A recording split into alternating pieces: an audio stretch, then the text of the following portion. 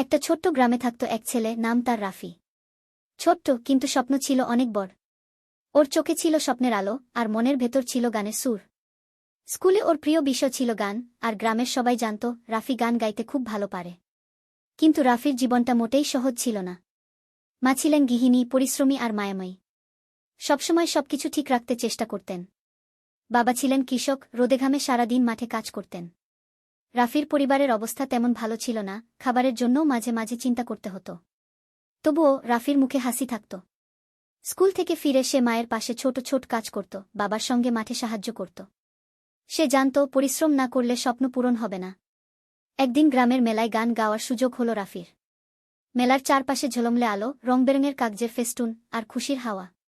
রাফি তার পছন্দের গান গাইতে শুরু করল, তার কণ্ঠে এমন সুর ছিল যেন মন ছুঁয়ে যায়। গ্রামের মানুষরা মুগ্ধ হয়ে শোনে আর বলে, এই ছেলেটা একদিন বড় কিছু করবে। রাফির চোখে তখন আরও বড় স্বপ্ন। সে ভাবে, আমি একদিন বড় গায়ক হব, আমার গ্রামের নাম উজ্জ্বল করব। তারপর থেকে রাফি দিনরাত পরিশ্রম করতে থাকে।